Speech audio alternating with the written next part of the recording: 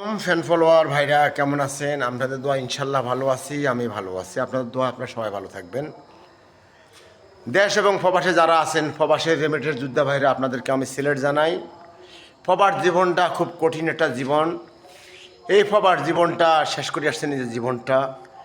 আপনি ছেলে সন্তানের মায়া পড়বেন, ছেলে সন্তানের মায়া পড়েই, স্ত্রীর মায়া পড়বেন, সবার মায়া পড়েই আপনি কামাই রুজি করি ওদেরকে চুরি করে খাওয়াবেন, সব কিছু করবেন। কিন্তু আপনি যদি অসুস্থ হয়ে যান, আপনার পক্ষে কেউ দাঁড়াবে না, কেউ দাঁড়াবে না। আমি যাকে নিয়ে সারা জীবন থাকবো সে আমার পর হয়ে যাবে। আপনারা দেশ এবং প্রবাস যে যেখানে আছেন, আমি কিন্তু আপনাদেরকে বারবার বলি আমাকে ভিডিওগুলো আপনারা অন্য কাউকে শুনতে দেন, দয়া করে ভাই, দয়া করে শুনতে দেন। দুঃখের বোঝা বহিয়া বহিয়া নৌকার জল হই গেল খুইয়া রে, আমি আর কতকাল বাইব তরি, সুক্ত হইল না, সুক্ত হইল না। আপনার সন্তানের জন্য চুরি করবেন, লাভ নাই। স্ত্রীর জন্য চুরি করবেন, লাভ নাই।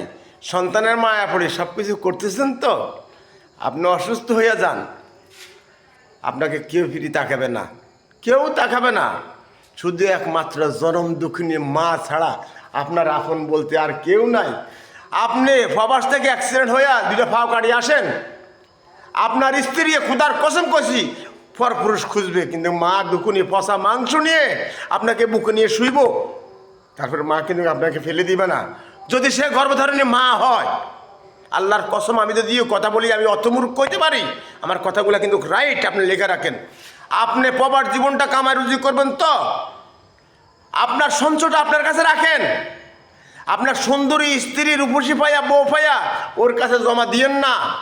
ওর যা প্রয়োজন ওর তা দেবেন। আপনার টাকা দিয়া অন্য সাথে পরকিয়া করবে এরকম টাকা দিয়েন না। লাখের মাধ্যমে একজন আছে কিনা বলতে পারবো না।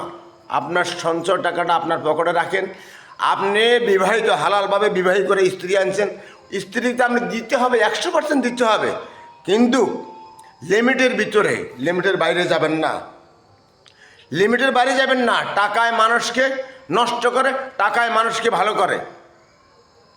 যদি আমার কথাগুলো আপনাদের ভালো লাগে ভাই, আমি অসহায় একজন মানুষ, প্রবাস জীবনটা আমার শেষ করে আসছি, চাই না আমার মতন প্রবাসী ভাই